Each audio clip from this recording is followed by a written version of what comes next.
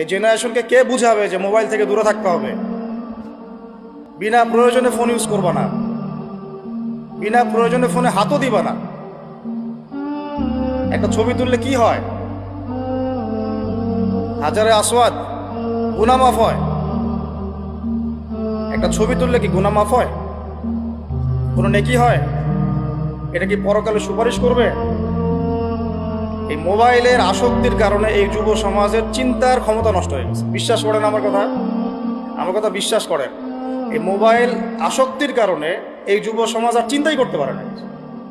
সারা দিন ফোনে ব্যস্ত, সারাটা দিন সময় পাইলেই ফোন। ফোনে কি?